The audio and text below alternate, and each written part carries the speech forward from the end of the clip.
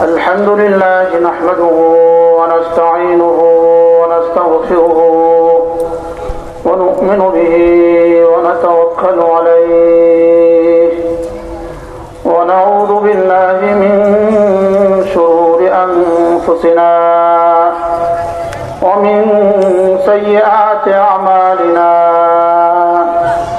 من يهده الله فلا مضل له ومن يضلله فلا هادي له ونشهد أن لا إله إلا الله وحده لا شريك له ولا خالق له ولا والد له ولا ولد له ولا مشيع له ولا معين له ولا وزير له ولا نظير له ونشهد أن سيدنا وسندنا وشفيعنا وحبيبنا ومولانا محمد الذي أرسل إلى كافة الناس بشيرا ونذيرا وداعيا إلى الله بإذنه وسراجا منيرا الذي لا نبوة بعد نبوته ولا رسالة بعد رسالته ولا شريعة بعد شريعته ولا طريقة بعد طريقته ولا سيرة بعد سيرته ولا هدي بعد هديه ولا خلق بعد خلقه ولا كتاب بعد كتابه ولا أمة بعد أمته صلى الله تعالى عليه وعلى آله وصحبه وبارك وسلم تسليما كثيرا اللهم صل على محمد اللهم صل على محمد وعلى آل محمد كما صليت على إبراهيم وعلى آل إبراهيم إنك حميد مجيد اللهم بارك على محمد وعلى آل محمد كما باركت على إبراهيم وعلى آل إبراهيم إنك حميد مجيد أما بعد فأعوذ بالله من الشيطان الرجيم بسم الله الرحمن الرحيم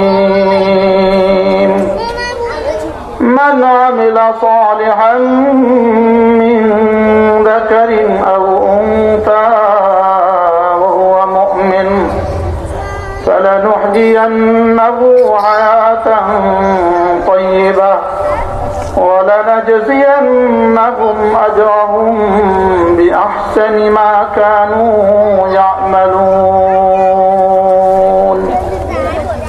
صدق الله مولانا العظيم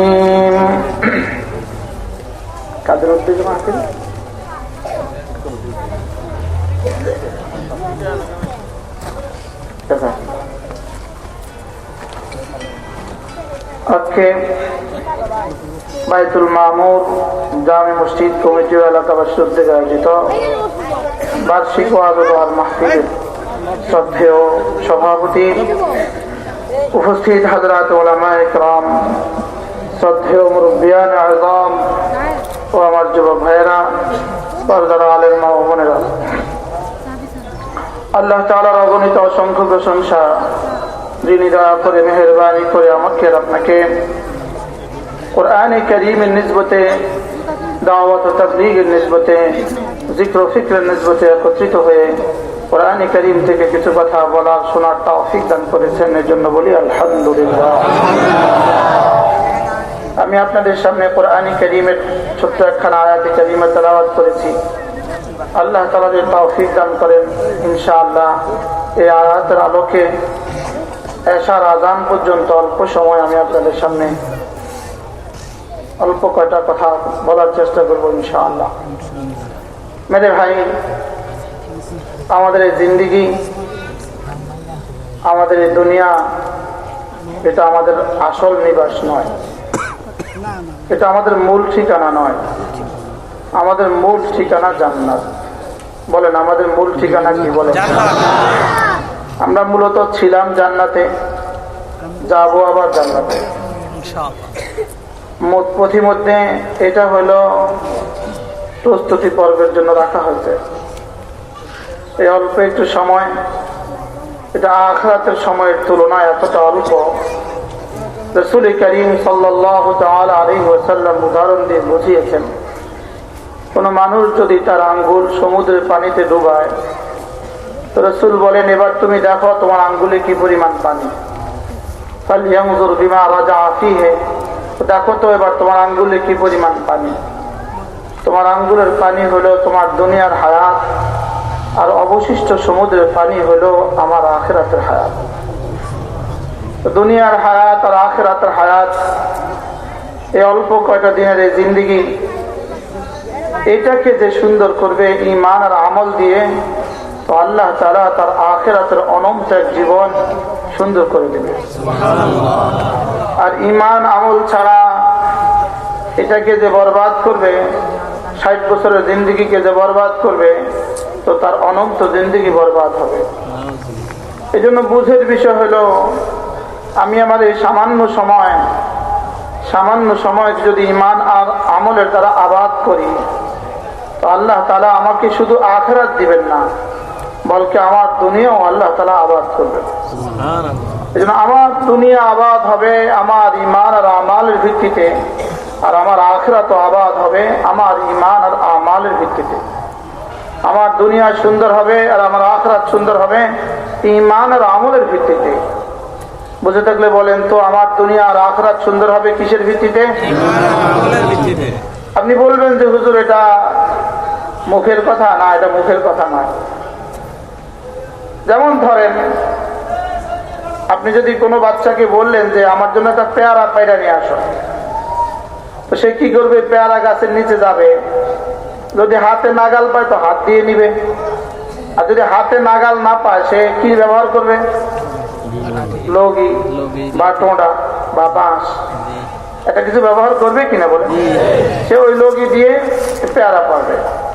তাহলে বোঝা গেছে গাছের পেয়ারা যদি নাগাল না পায় তো লগি ব্যবহার করা লাগে, বাঁশ ব্যবহার করা লাগে। ডাব পাড়তে যদি নাগাল না পায় তো বাঁশ ব্যবহার করে, অন্য কোনো পন্থা ব্যবহার করে। এখন বুঝার বিষয় হলো, আমার সুখ আর শান্তি, আমার ইজ্জত, দুনিয়ার ইজ্জত আর আখিরাতের শান্তি, দুনিয়ার রাহাত আর আখিরাতের রাহাত আল্লাহ তাআলা রেখে দিয়েছেন আল্লাহ তাআলার কাছে। কোথায় রাখছেন বলেন? আল্লাহ তাআলার কাছে রেখে দিয়েছেন। এটা আরশে আজিমের উপরে। আমার সুখ আর শান্তি কোথায় বলেন? আরশে আজিমের উপরে। আসলে কি জমিনে না আরশে আজিমের উপরে? এই জন্য আমরা তো গাছের ডাব দেখি, এই গাছের ডাব কি আসলে জমিনের নিচে না আরশে আজিম থেকে আসে? আমরা যে বাদাম লাগাইছি, বাদাম জমিনে বাদাম হয়েছে এবার গাছে, আসলে এটা কি উপর থেকে আসছে না নিচ থেকে উঠছে? সবাই বলেন, এটা কি উপর থেকে আসছে না নিচ থেকে উঠছে? এই যে আমরা আখ লাগাইছি, আখ, এই রস কি আসলে নিচ থেকে উঠছে না উপর থেকে নামছে? তাইলে বোঝা গেছে আমাদের জিন্দেগি উপর থেকে আসা। বলেন আমাদের জিন্দেগি কোথেকে আসা? বলেন উপর থেকে আসা। এই জন্য আমাদের রূহ আসছে উপর থেকে। কুলি রূহ মিন আমরি রাব্বি ইয়াসআলুনাকা আনির রূহ, ওরা আপনাকে রূহ সম্পর্কে জিজ্ঞেস করবে। আপনি বলে দেন কুলি রূহ মিন আমরি রাব্বি, আপনি বলে দেন রূহ এটা আসমান থেকে আসা। রূহ কোথা থেকে আসতে বলেন? আসমান থেকে আসা রূহ। আর শরীর কোত্থেকে আসছে? শরীর মিনহা খালাকনাকুম ওয়া মিনহা, হ্যাঁ, তারপরে কি? ওয়া ফিহা নুঈদুকুম, তারপরে কি? তারপরে কি? সবাই পারেন তো দেখি, মাশাআল্লাহ সবাই তো পারেন। তাহলে শরীর আসছে কোত্থেকে বলেন? মাটি থেকে। আবার ফিরাবে কোথায়? মাটির শরীর মাটিতে ফিরাবে, আর শাযিম থেকে আসা রূহ আর শাযিমে ফিরবে।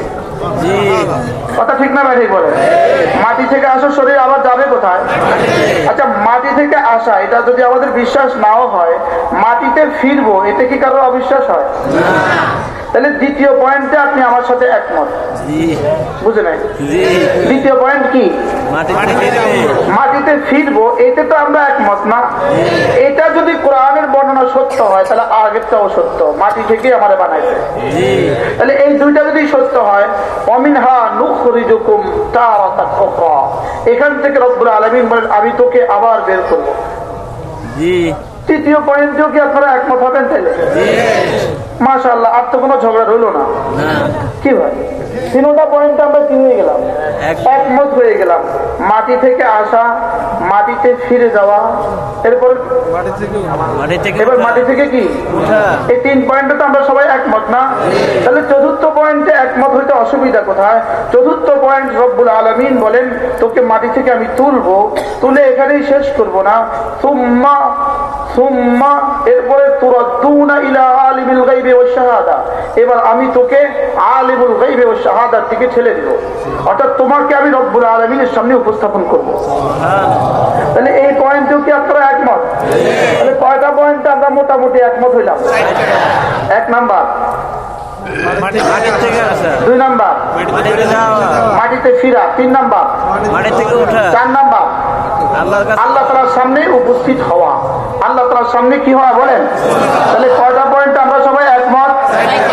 এই কোন এক পয়েন্টে যদি আপনি আমার সাথে দূরত্ব রাখেন, আপনি আমার সাথে মত পার্থক্য রাখেন, তাহলে আমি বলবো সামনের পয়েন্টে মত পার্থক্য রাখা লাগবে। আর যদি এই 4 পয়েন্টে আপনি আমার সাথে একমত হন, তাহলে সামনের পয়েন্টে আর মতারক্ত করার কোনো সুযোগ নেই। বুঝেন না মনে হয়? কথা বুঝে গেছেন তো? তাহলে কয় পয়েন্টে আমরা একমত হয়েছি? 1 নাম্বার, 2 নাম্বার, 3 নাম্বার, 4 নাম্বার। এবার দেখেন, ফায়ুনাব্বিউকুম বিমা কুনতুম তা'মালুন, এটা হলো 5ম নাম্বার। রব্বুল আলামিন বলেন তোকে মাটি থেকে বানিয়ে আবার মাটিতে রেখে দিয়ে আবার মাটি থেকে তুলে আমার সামনে পেশ করে তোকে আমি বলে দিব জীবনে কি কি করেছিস। 5ম নাম্বার কি? আমাকে বলে দিবে আমি জীবনে। আগের 4টা যদি আপনি আমার সাথে দ্বিমত করেন, তাহলে 5মটাও দ্বিমত করেন, কোনো অসুবিধা নেই। যদি আগের 4টা দ্বিমত করার কোনো সুযোগ না থাকে, তাহলে 5মটাতে দ্বিমত করার কোনো কি নাই বলেন? তাহলে 5ম পয়েন্ট কি? তিনি আমাকে বলে দিবেন, ফায়ুনাব্বিউকুম, তিনি আমাকে বলে দিবেন বিমা কুনতুম তা'মালুন, তুমি জীবনে যা করেছো। এবার বলেন তো, জীবনে নামাজ যেগুলো করি নাই এগুলো বলবেন কিনা? হ্যাঁ, যেগুলো করেছি এগুলো বলবেন কিনা? জীবনে রোজা যেগুলো রাখি নাই এগুলো বলবেন কিনা? আর যেগুলো রাখছি সেগুলো বলবেন কিনা? তাহলে এই 5ম পয়েন্টে যদি আমরা একমত হই, তাহলে তো আমরা 6ষ্ঠ মাসালায় একমত হব যে আজ থেকে জীবনে আর কখনো নামাজ ছাড়বো না। হাত তোলেন, পড়বো তো ইনশাআল্লাহ। অনেক যুবক দেখা যাচ্ছে, বলে নিয়ত করেন ইনশাআল্লাহ, পড়বেন তো ইনশাআল্লাহ। আল্লাহ আমাকে তৌফিক দান করেন। ওয়াজ আর না হলেও হবে মনে হয়। শেষে যেটা বলতাম এটা আগেই বলে ফেলছি, আলহামদুলিল্লাহ। ওয়াজ তার শেষ করে দিলে হয়। এটার জন্যই তো মাহফিল করা। মাহফিল করা কি লেগা? এটার জন্যই তো না। তো আমি তো ঠিক করেই ফেলছি, আমি তো আমার সব পয়েন্টে আমি আর আপনি মিলে গেছি। তাহলে এবার চূড়ান্ত মাসআলা হইল আমি আজ থেকে নামাজ ছাড়বো না। বলেন ইনশাআল্লাহ। জওয়ানরা বলেন ইনশাআল্লাহ। মাঝে মাঝে করবো, মাঝে মাঝে করবো না, এরকম যুবক এদেশে আসেনি। তারা মাঝে মাঝে পড়ে, মাঝে মাঝে পড়ে না, এরকম যুবক কি এখানে আছে? আচ্ছা, তারা মাঝে মাঝে পড়ে, মাঝে মাঝে পড়ে না, এদেরকে আপনি কি বলবেন? পূর্ণাঙ্গ বলবেন না অপূর্ণাঙ্গ বলবেন? আপনি বলেন তো, অপূর্ণাঙ্গ গাড়ি কি ঢাকা যায়? কি হয়? অপূর্ণাঙ্গ গাড়ি ঢাকা যায় না। অপূর্ণাঙ্গ মোবাইলে কথা হয় না, অপূর্ণাঙ্গ মাইকে কথা হয় না, অপূর্ণাঙ্গ চেয়ারে বসা যায় না। বলেন কি লাগে? পূর্ণাঙ্গ ছাড়া কোনো ব্যবস্থা আছে? তাহলে পূর্ণাঙ্গ মুসলমান হওয়া ছাড়া জান্নাতে যাওয়ার ব্যবস্থা কি কি হয়? আপনি গাড়ির মধ্যে গাড়ির চাকা হাওয়া দিতে কয় টাকা লাগে? এতে কয়দিন আগে 30 কোটি টাকা দামের গাড়ি ধরছে, এই গত সপ্তাহ আপনারা দেখছেন। 30 কোটি টাকা দামের গাড়ি দুদকে জব্দ করছে। তো 30 কোটি টাকা দামের গাড়িটা হাওয়া কয় টাকা লাগে? এবার বলেন তো, হাওয়া নাই, এই গাড়ি বাড়ি যাবে? কত ভাগের এক ভাগ এই গাড়িতে হাওয়া? 30 কোটি টাকা দামের গাড়ি বুঝি কয়েক লক্ষ ভাগের এক ভাগ? 30 কোটি ভাগের এক ভাগ। 30 কোটি টাকা দামের গাড়ি 30 কোটি ভাগের এক ভাগ। 3 কোটি টাকা দামের গাড়ি 3 কোটি টাকা ভাগের এক ভাগ হাওয়া। ঠিক না ব্যাঠি বলে? কিন্তু এই হাওয়া ছাড়া গাড়ি অচল না সচল? আচ্ছা, এবার বলেন, হাওয়া ছাড়া যদি গাড়ি অচল হয়, তো নামাজ ছাড়া মুসলমান পূর্ণাঙ্গ কেমনে হবে? না। আমি কি আপনাদের জামাকে দিতে পারছি কিছু? কি হয়? من عمل صالحا من ذكر أو أنثى وهو مؤمن فلنحيينه حياة طيبة ولنجزينهم أجرهم بأحسن ما كانوا يعملون. رب العالمين ارشاد করেন, চাই তুমি পুরুষ হও, চাই তুমি মহিলা হও, চাই তুমি শিক্ষিত হও, চাই তুমি অশিক্ষিত হও, চাই তুমি ধনী হও, চাই তুমি দরিদ্র হও, চাই তুমি মাদ্রাসায় পড়ুয়া হও, চাই তুমি জেনারেল পড়ুয়া হও, চাই তুমি আরব হও, চাই তুমি আজম হও, চাই তুমি শাসক শ্রেণী হও, চাই তুমি শাসিত শ্রেণী হও, তুমি যেই হও না কেন, তুমি যদি ঈমান বানাও, আমল বানাও, ঈমান বানাও, আমল বানাও, আমি রব্বুল আলামিন কথা দিলাম, ফালানুহইয়ান্নাহু হায়াতান তাইয়্যিবা, আমি না তোমার দুনিয়ার জীবনকে সুন্দর করে দিব। আমরা তো মনে করছি ঈমান আমলের উপরে উঠলে শুধু আখিরাত সুন্দর হয়। আমরা তো এটা মনে করি আছি না, ঈমান আমল সুন্দর হলে শুধু আখিরাত সুন্দর হয়, আর ঈমান আমল যদি অসুন্দর হয় শুধু আখিরাত গজব হয়। আমরা এটাই মনে করি আছি। না না, বলকে এটা সিদ্ধান্ত নয়। সিদ্ধান্ত হলো ঈমান আমলের উপরে উঠবে, তার দুনিয়াও সাজবে, তার আখিরাতও সাজবে। বলেন, ঈমান আমলের উপরে উঠবে, তার দুনিয়াও সাজবে, তার আখিরাতও সাজবে। এবার যে আমি প্রশ্ন করি, কার দুনিয়া সুন্দর? উত্তর হবে যার ঈমান আর আমাল সুন্দর। যদি প্রশ্ন করি কার আখিরাত সুন্দর, উত্তর কি হবে? যার ঈমান আর আমাল সুন্দর। এখন প্রশ্ন হলো, হুজুর ঈমান কেমন হওয়া চাই এবং আমাল কেমন হওয়া চাই? ঈমান হওয়া লাগবে শিরিক মুক্ত, ঈমান হওয়া লাগবে শিরিক মুক্ত। বলেন, ঈমান হওয়া লাগবে কি মুক্ত? এবং কুফরি মুক্ত। ঈমানের মধ্যে এক জাররা শিরিক যদি হয়, ঈমানের মধ্যে এক জাররা কুফরি যদি হয়, তো এই ঈমান গ্রহণযোগ্য হবে না। আমি কি বুঝাতে পারছি আপনাকে? উদাহরণ দিলে আপনি খুব সুন্দর বুঝবেন। যেমন ধরেন, আমাদের দেশে বিয়ে বাড়িতে দুলাকে বড় একটা প্লেট দেয় কি দেয় না? ওই প্লেটের মধ্যে কি কি ঢালে? যত কিছু রান্না হয়েছে সব ঢালে। মুরগি, খাসি, কোরাল মাছ সব দিয়ে দেয়, মিষ্টি, দই, গাছ সব দিয়ে দেয়। এত বড় ট্রের মধ্যে সবগুলো দিয়া শুধু ট্রের এক কোণার মধ্যে একটুখানি মুরগির বিষটা দিতে, বুঝেন না? শুধু মুরগির বিষটা ছিলেন তো, মুরগির ময়লা, মুরগির পায়খানা একটুখানি 1 গ্রাম হাতের মাথা লইয়া 1 গ্রাম মুরগির পায়খানা আপনি বলেন ওই প্লেটের কোণাত লাগায়। এবার বলেন তো, এই প্লেটের সমস্ত খাবার দামি রইল না বেদামি হয়ে গেল? কেন? ময়লা হয়ে গেছে। ময়লা বেশি না খাবার বেশি? তাহলে বলেন না, সবাই বলেন না, খাবার বেশি না ময়লা বেশি? এবার কি এই খাবার কেউ খাবে? কেন খাবে না? বলেন না, ময়লা যে, কেন খাবে না? এবার বলেন, আমার ঈমান ততক্ষণ পর্যন্ত গ্রহণযোগ্য হবে না যদি এক জাররা শিরিক থাকে। এক জাররা কি থাকে বলেন? আপনি বলবেন এটা গ্রহণযোগ্য হবে না কেন? উত্তর হবে শিরিক যে। উত্তর হবে কি? আচ্ছা, এবার বলবেন হুজুর আমার আমাল কি হবে? আমার আমাল হওয়া লাগবে বেদাত মুক্ত। আমার আমল হওয়া লাগবে কি মুক্ত? তাহলে আমার ঈমান হওয়া লাগবে শিরিক মুক্ত, আমল হওয়া লাগবে বেদাত মুক্ত। বলেন, ঈমান হওয়া লাগবে কি মুক্ত, আর আমল হওয়া লাগবে কি মুক্ত? বেদাত মুক্ত। আর জিন্দেগি হওয়া লাগবে গুনাহ মুক্ত। জীবন হওয়া লাগবে কি মুক্ত? গুনাহ মুক্ত। বলেন না, জীবন হওয়া লাগবে কি মুক্ত? তাহলে আমি যদি তিনটা মুক্ত হই, শিরিক মুক্ত হই, কুফরি মুক্ত হই, বেদাত মুক্ত হই, শিরিক আর কুফর এক শব্দে বলছি আমি, শিরিক আর কুফরি মুক্ত হই, বেদাত মুক্ত হই, গুনাহ মুক্ত হই, তো আমার জিন্দেগি টুটি ফুটি আমলও আল্লাহ তাআলা কবুল করে জান্নাত দিয়ে দিবেন। আর যদি প্রথম তিনটা থাকে, শিরিক অথবা কুফরি অথবা বেদাত অথবা গুনাহ, এই চারটা যদি থাকে, শিরিক থাকলে এটা আর মাফ নাই, কুফরি থাকলে এটা আর মাফ নাই, বেদাত থাকলে নিশ্চিত জাহান্নামে গিয়া শাস্তি খায়া জান্নাতে যাবে। আর যদি গুনাহ থাকে, এটা আল্লাহর উপরে হাওয়ালা, আল্লাহ ইচ্ছে করলে মাফ করবেন, ইচ্ছা করলে শাস্তি দিয়ে জান্নাতে দিয়ে দিবেন। আমি কি বুঝাইতে পারছি আপনাকে?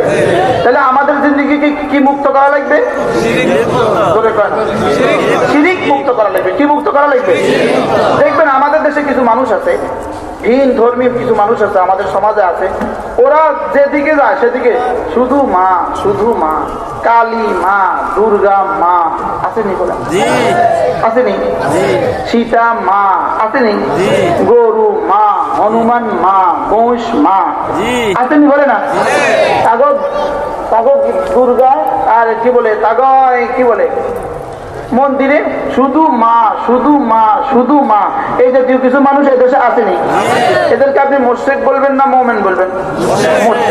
এবার নতুন কিছু মানুষ তৈরি হয়েছে, এরা বলে শুধু বাবা, শুধু বাবা, শুধু বাবা, শুধু বাবা।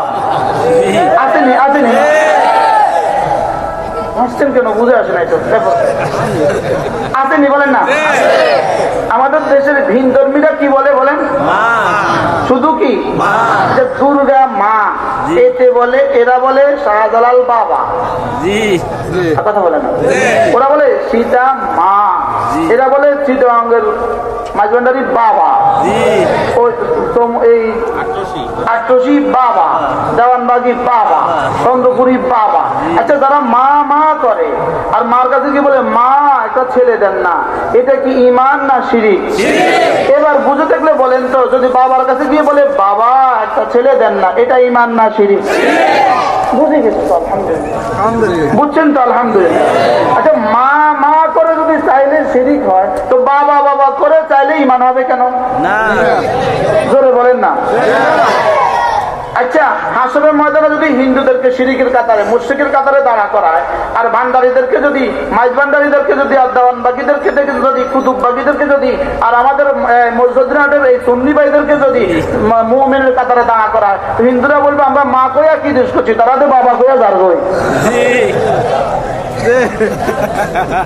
আর বুঝেন নাই কথা বলা, তাইলে বুঝা গেছে লা ইলাহা ইল্লাল্লাহ, লা ইলাহা ইল্লাল্লাহ, লা ইলাহা ইল্লাল্লাহ, লা ইলাহা ইল্লাল্লাহ।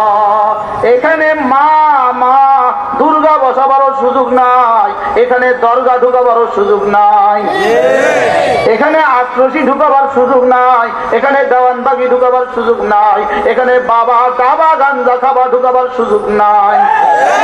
কথা ঠিক না? এখানে শুধু আল্লাহ, শুধু আল্লাহ, শুধু আল্লাহ, লা ইলাহা ইল্লাল্লাহ, লা ইলাহা ইল্লাল্লাহ, লা ইলাহা ইল্লাল্লাহ, লা ইলাহা ইল্লাল্লাহ, লা ইলাহা ইল্লাল্লাহ, লা ইলাহা ইল্লাল্লাহ, আল্লাহু লা ইলাহা ইল্লা হুয়াল হাইয়ুল কাইয়্যুম। আমি যেন জিজ্ঞেস করলাম, আল্লাহ আপনার নাম কি? তো আল্লাহ তাআলা বলেন আমি আল্লাহ, আমার নাম আল্লাহ। আল্লাহর নাম কি? তাহলে আল্লাহ বলেন আল্লাহ। আল্লাহর জায়গাতে অন্য কোন শব্দ বলা যাবে না। এই জন্য খোদা বলা ঠিক না, খোদা বলা ঠিক না, গড বলা ঠিক না। শব্দ বলতে হবে আল্লাহ। কি বলতে হবে বলেন? এই জন্য খোদা বলা কিনা আমি নাজায়েজ বলছি না, বড়রা বলে, আমি নাজায়েজ বলি না। তবে খোদা বলা ঠিক নয়, বলতে হবে আল্লাহ। কি কি কি? খোদার স্ত্রীলিঙ্গ পাওয়া যায়, কিন্তু খোদার বহু বচন পাওয়া যায়, কিন্তু আল্লাহ শব্দের আল্লাহ শব্দের স্ত্রীলিঙ্গ নাই, আল্লাহ শব্দের দ্বিবচন নাই, আল্লাহ শব্দের বহু বচন নাই। সুবহানাল্লাহ। আল্লাহ এমন একটা শব্দ যে যদি আলিফ বাদ দেন তাইলে হবে লিল্লাহ, যদি লাম বাদ দেন তাইলে হবে লাহু, যদি লামও বাদ দেন তাইলে হবে হু। সুবহানাল্লাহ। কিন্তু খোদার খা বাদ দেন হইব দা, গডের ডি বাদ দেন হইব গো। কথা ঠিক না? হযরত মুসা আলাইহিস সালাম যখন তোর পাড়ে গেলেন, আল্লাহু আকবার, দূর থেকে আওয়াজ পেলেন ইয়া মুসা, ইয়া মুসা, হে মুসা। রাতের অন্ধকারে দূর থেকে আওয়াজ আসার কারণে হযরত মুসা আলাইহিস কিছুটা ঘাবড়ায় গেলেন। ঘাবড়ায় নিজে নিজে জিজ্ঞেস করলেন মান আনতা, আপনি কে? আল্লাহ তাআলা বলেন ইন্নানি আনা রাব্বুক।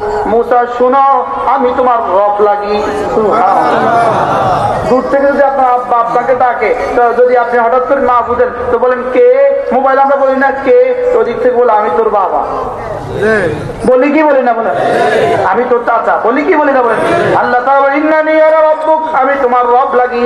হযরত মুসা আলাইহিস সালাম সাহস করে জিজ্ঞেস করলেন আমার রবের নাম কি? এই প্রথম রবের সাথে কথা, এর আগে কখনো পরিচয় হয় নাই। এবার জিজ্ঞেস করলেন রব তো বুঝে গেছি, এবার আপনার নাম কি? আল্লাহ তাআলা বলেন ইন্নানি আনাল্লাহ, আমার নাম আল্লাহ। নাম কি? আল্লাহ। আরো বলেন নাম কি? হযরত মুসা আলাইহিস সালাম সাহস করে জিজ্ঞেস করলেন আপনার নাম আল্লাহ, এটা তো বুঝলাম, এবার একটু বলে দেন আপনার পরিচয় কি? আল্লাহ তাআলা বলেন লা ইলাহা ইল্লা আনা, লা ইলাহা ইল্লা আনা। মুসা শুনো, আমি ছাড়া কেউ নাই, এটাই আমার পরিচয়। এজন্য আল্লাহ তাআলার সবচেয়ে বড় পরিচয় কি? আল্লাহ তাআলার সবচেয়ে বড় পরিচয় লা ইলাহা ইল্লাল্লাহ, লা ইলাহা ইল্লাল্লাহ, লা ইলাহা ইল্লাল্লাহ, লা ইলাহা ইল্লাল্লাহ মুহাম্মাদুর রাসূলুল্লাহ। হযরত মুসা আলাইহিস সালাম সাহস করে জিজ্ঞেস করলেন আল্লাহ আপনার নামও শিখলাম, আপনার পরিচয় শুনলাম, এবার একটু বলবেন কি? এবার একটু বলেন না, আমি কি করব? সুবহানাল্লাহ। আপনার নাম তো শুনলাম, আপনার নাম আল্লাহ, এবং আপনার পরিচয় শুনলাম লা ইলাহা ইল্লাল্লাহ, আপনার পরিচয় শুনলাম, এবার একটু বলে দেন না আপনার আমার কি করণীয়? আল্লাহ তাআলা বলেন ফাবুদনি, তোমার করণীয় হলো তুমি আমার গোলামি করবা, তুমি আমার ইবাদত করবা। কি করবা? আমার ইবাদত করবা। হযরত মুসা আলাইহিস সালাম এবার জিজ্ঞেস করলেন আল্লাহ বুঝলাম আপনার নাম আল্লাহ, আপনার পরিচয় লা ইলাহা ইল্লাল্লাহ, আমি আপনার ইবাদত করব এটাও বুঝলাম, তবে একটু বলে দেন না আপনার ইবাদত কেমনে করব, আপনার ইবাদত কোন ভাবে করব? আল্লাহ তাআলা বলেন আকিমিস সালাহ, মুসা পড়ো নামাজ। সুবহানাল্লাহ। কি করতে? কি করতে? আরো জোরে কি করতে? তাহলে ঈমানের পরে সবচেয়ে দামি ইবাদতের নাম কি? তাহলে শিরিকের পরে সবচেয়ে বড় গুনাহের নাম কি? শিরিকের পরে সবচেয়ে বড় গুনাহ নামাজ ছাড়া। শিরিকের পরে সবচেয়ে বড় গুনাহর নাম কি? বুঝেন নাই কথা বলেন? ঈমানের পরে সবচেয়ে বড় ইবাদতের নাম কি? তাহলে শিরিকের পরে সবচেয়ে বড় গুনাহের নাম কি? এই জাতীয় গুনাহ করে এই জাতীয় মানুষ এদেশে আছে তো না? যতক্ষণ পর্যন্ত এই জাতীয় মানুষ থাকবে ততক্ষণ পর্যন্ত আসমান থেকে প্রথম জমানার মতো নুসরত আসবে না। এই কথা বুঝা আসছে কিনা বলে? বার্মাতে নির্যাতন চলতেছে কিনা? জোরে কন্যা চলতেছে কিনা? কি পরিমাণ নির্যাতন বার্মাতে শুরু হয়ে গেছে, কি পরিমাণ! এই আকাশ, এই বাতাস, এই জমিন আর এই সূর্য, এই আসমান এই নির্যাতন কখনো দেখে নাই। কথা ঠিক না ঠিক বলে না? সশরীরে এক শাইখুল হাদিস 13 বছর বুখারী পড়ান, বার্মাতে 13 বছর বুখারী পড়াইছে। ইনার গ্রাম যখন জ্বালায়া দিছে, ইনি তার স্ত্রী আর 2 কন্যা নিয়ে বাংলাদেশের বর্ডারে, আসামের বর্ডারে ঢুকে গেছে। শেষ পর্যন্ত বিবি আর মেয়েকে ঢুকাইতে পারে নাই, নিজে এবং 1 কন্যা নিয়ে ভিতরে ঢুকছে, আর বাকি 2 জন কাঁটাতারের ওইদিকে রয়ে গেছে। আর উনি বললেন, কাঁটাতারের এদিক থেকে আমি সচক্ষে দেখেছি আমার স্ত্রী আর আমার মেয়েকে ধর্ষণের পর হত্যা করা হয়েছে। এক শাইখুল হাদিস, 13 বছরের এক শাইখুল হাদিসের চোখে দেখা ঘটনা, নিজের বিবি আর নিজের কন্যার সাথে। আপনারা কোন আশায় বসে আছেন যে আমাদের উপরে এই বর্বরতা আমাদের উপরে আসবে না? আশা শুরু হয়ে গেছে। এখনো যদি আমরা তওবা না করি, এখনো যদি আমরা আল্লাহ তাআলার দিকে না ফিরি, আর কবে ফিরব? কথা ঠিক না ব্যাঠি বলেন? এজন্য কখন ফিরবেন বলেন? কখন? আল্লাহ তাআলা বলেন, ওয়ানিবু ইলা রাব্বিকুম ওয়াসলিমু লা মিন ক্বাবলি আন ইয়াতিয়াকুমুল আযাব সুম্মা লা তুনসারুন। আল্লাহ তাআলা বলেন, ফিরো ফিরো ফিরো, রবের দিকে ফিরো। ওয়ানিবু ইলা রাব্বিকুম, রবের দিকে ফিরো। ওয়াসলিমু লা, রবের হুকুমের সামনে মাথা নত করো, নামাজের সামনে মাথা ঝুঁকাও, রোজার সামনে মাথা ঝুঁকাও, যাকাত ফরজ হলে যাকাত দাও, হজ ফরজ হলে হজ করো, পর্দা পর্দা মতে চলো, হালাল খাওয়া শুরু করে দাও, গুনাহগুলো ছেড়ে দাও। আমি যেন বললাম আল্লাহ কবে করতাম? আল্লাহ বলেন, মিন ক্বাবলি আন ইয়াতিয়াকুমুল আযাব, আযাব আসার আগে আগে। আযাব আসার আগে না পরে? আরো জোরে বলুন, আযাব আসার আগে না পরে? মিন ক্বাবলি আন ইয়াতিয়াকুমুল আযাব, আযাব আসার আগে আগে। আল্লাহ তাআলা যেন বলে দিলেন, সুম্মা লা তুনসারুন, আযাব আসার পরে আর সাহায্য করা হবে না, আযাব আসার পরে আর সাহায্য করা হবে না। আমি যেন বললাম আল্লাহ আমি নিয়ত করেছি, হিম্মত করেছি, আমি দ্বীনের দিকে ফিরবো। কেমনে ফিরবো? দ্বীনের দিকে কেমনে ফিরবো? আল্লাহ তাআলা বলেন, ওয়াত্তাবিউ আহসানা মা উনজিলা ইলাইকুম, যে কিতাব তোমাদের কাছে পাঠিয়েছি, যে কোরআন তোমাদের কাছে পাঠিয়েছি, এটা ধরো। ওয়াত্তাবিউ আহসানা মা উনজিলা ইলাইকুম, যে কিতাব তোমাদের কাছে পাঠিয়েছি এটা তোমরা ধরো, এটা ধরো। এটার মধ্যে ঈমানের কথা, এটা ধরো। এটার মধ্যে নামাজের কথা, এটা ধরো। এটার মধ্যে রোজার কথা, এটা ধরো। এটার মধ্যে যাকাতের কথা, এটা ধরো। এটার মধ্যে হজের কথা, এটা ধরো। এটার মধ্যে হালাল খাওয়ার কথা, এটা ধরো। এটার মধ্যে সমস্ত অশ্লীলতা ছেড়ে দেওয়ার কথা, এটা ছাড়ো। আমি বললাম আল্লাহ কখন ধরবো? আল্লাহ তাআলা বলেন, আবার বলেন, মিন ক্বাবলি আন ইয়াতিয়াকুমুল আযাব, আযাব আসার আগে আগে ধরো, আযাব আসার আগে আগে ধরো, আযাব আসার আগে আগে ধরো। আমি বললাম আযাব আসবে কখন? আল্লাহ তাআলা বলেন, বাগতাতান, আযাব আসবে হঠাৎ করিয়া। আযাব আসবে কি করিয়া? হঠাৎ করিয়া। আযাব এলান দিয়ে আসে না হঠাৎ করিয়া? জোরে কয় না। আযাব হঠাৎ করে আসবে। আল্লাহ তাআলা বলেন বাগতাতান, হঠাৎ করে আসবে। আমি বললাম আল্লাহ হঠাৎ কাকে বলে? হঠাৎ কাকে বলে? আল্লাহ তাআলা বলেন, ওয়া আনতুম লা তাশউরুন, তোমরা টেরও পাবা না এটাকে বলে হঠাৎ করিয়া। এই জন্য যুবকদেরকে বলছি, যুবকদের পায়ে ধরে বলি, নামাজ ছাড়া, রোজা ছাড়া, দ্বীন ছাড়া, শরীয়ত ছাড়া এই জাতির রক্ষার আর কোনো হাতিয়ার বাকি নাই। কথা ঠিক না? ঠিক বলি না? এই জন্য আমরা চাই এই জাতি আরো কিছুদিন থাকুক। চাই কিনা বলেন? আমরা চাই তো এই জাতি আরো কিছুদিন টিকে থাকুক। চাই কিনা বলেন? জোরে কোনা চাই কিনা বলেন? হাতিয়ার কি? ঈমান, আমল। বলেন হাতিয়ার কি? মান আমিলা সালিহাম মিন যাকারিন আও উনসা ওয়া হুয়া মুমিন, যেই ঈমানের উপরে উঠবা, যেই আমলের উপরে উঠবা, যেই ঈমানের উপরে উঠবা, যেই নামাজের উপরে উঠবা, ঈমানের সাথে নামাজের উপরে উঠবা, ঈমানের সাথে রোজা রাখবা, ঈমানের সাথে নামাজ, ঈমানের সাথে রোজা। হজ তো বড় লোকদের জন্য, যাকাত তো বড় লোকদের জন্য, তাহলে আমাদের জন্য কমন ভাবে 3টা, ঈমান, নামাজ, রোজা। কয়টা বলেন? কয়টা জিনিস? ঈমান, নামাজ, রোজা। তাহলে সাফ তরজমা কি? মান আমিলা সালিহাম মিন যাকারিন আও উনসা ওয়া হুয়া মুমিন, কলিজায় ঈমান ঢুকাবা আর বাহিরে নামাজ আর রোজা ঠিক করবা। সুবহানাল্লাহ। সহজ না কঠিন বলেন তো? নামাজ ডেইলি কয় ঘন্টা লাগে? 5 ওয়াক্তে কয় ঘন্টা? 1 ঘন্টা। তো রব্বুল আলামিন আমাকে দিয়েছেন কয় ঘন্টা? 24 ঘন্টা দিয়া চাইলেন কয় ঘন্টা? বেশি চাইছেন না অল্প চাইছেন? কি ভাই, যদি বলতেন 12 ঘন্টা তাহলে কিছু করার ছিল আমাদের? গরু কয় ঘন্টা দাঁড়ায় থাকে? গাছগুলো কয় ঘন্টা দাঁড়ায় রয়েছে? ছাগল কয় ঘন্টা দাঁড়ায় থাকে? কি ভাই বলেন না? সমস্ত জানোয়ার কয় ঘন্টা শুয়ে থাকে? যাকে যেভাবে বানাইছেন সে তো সেভাবেই থাকে, ঠিক না ব্যাঠি বলেন? রব্বুল আলামিন আমাকে কত সুন্দর করে বানিয়েছেন, আমাকে দাঁড়াবার ক্ষমতা দিয়েছেন, আবার ঝোকার ক্ষমতা দিয়েছেন, আবার বসার ক্ষমতা দিয়েছেন, আবার উপর হওয়ার ক্ষমতা দিয়েছেন। সুবহানাল্লাহ। এত সুন্দর স্ট্রাকচার কেন আমার জীবনে? আমার অবকাঠামো এত সুন্দর কেন? আমার অবগঠন এত সুন্দর কেন? আমার এই বডি এত সুন্দর ভাঁজ হয় কেন? আল্লাহর কসম, এটা শুধু নামাজের জন্য। রব্বুল আলামিন আমাকে জাওয়াবিউল মাখলুকাত বানিয়েছেন, সমস্ত মাখলুকাতকে যাকে যেই যোগ্যতা দিয়েছেন, এক মানুষকে তার সবটা একসাথে দিয়েছেন। কি ভাই, গাছগুলো কি? গরুগুলো কি ঝুঁকে? গরুগুলো কি ঝুঁকে আছে?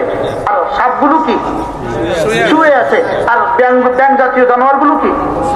তাহলে কোনো জানোয়ার কোনো কিছু শুধু দাঁড়ায় রয়েছে সোজা হইয়া, কোনোটা ঝুঁকে আছে, কোনোটা বসে আছে, কোনোটা উপর হয়ে আছে। রব্বুল আলামিন বলেন, আমি না তোকে দাঁড়াবার ক্ষমতা দিয়েছি, ঝুঁকার ক্ষমতা দিয়েছি, বসার ক্ষমতা দিয়েছি, উপর হওয়ার ক্ষমতা দিয়েছি। তুই না প্রতিদিন 5 টাইম 5 টাইম 5 সময়ে শুধু সমস্ত মাখলুকাত যারা দাঁড়ায় দাঁড়ায় আবাদত করে, তুই কতক্ষণ দাঁড়ায় আবাদত কর। যারা ঝুঁকে ঝুঁকে আবাদত করে, তুই কতক্ষণ ঝুঁকে ঝুঁকে আবাদত কর। যারা শুয়ে শুয়ে আবাদত করে, তুই কতক্ষণ উপর হয়ে আবাদত কর। যারা বসে বসে আবাদত করে, তুই কতক্ষণ বসে বসে আবাদত কর। এই জন্যই আমাকে এত সুন্দর করে বানিয়েছে।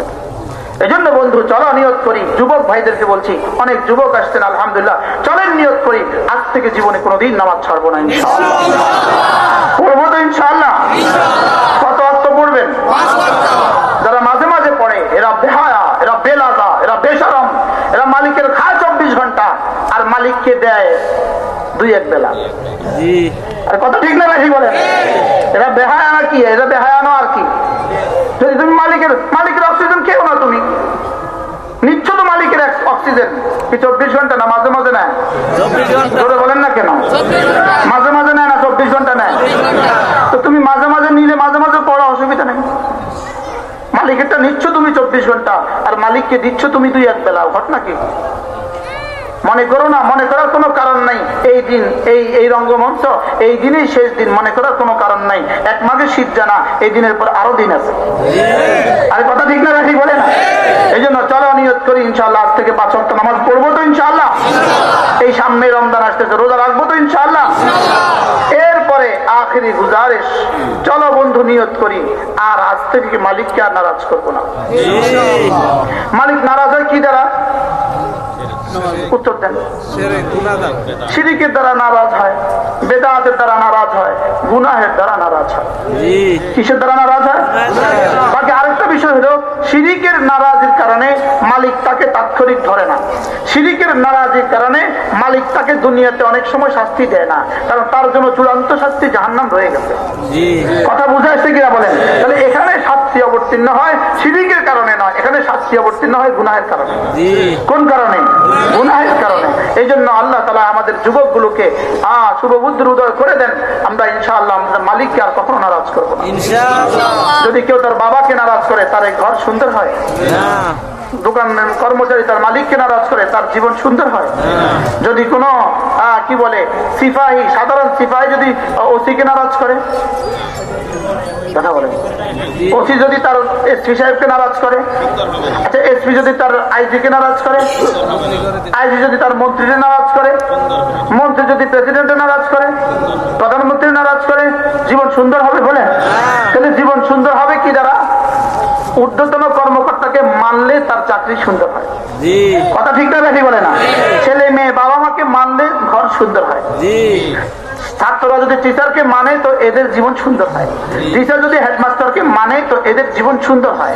তাহলে আমি আর আপনি যদি রব্বুল আলামিনকে মানি, তো আমাদের দুনিয়া আমাদের আখিরাত দুটোটা সুন্দর হবে।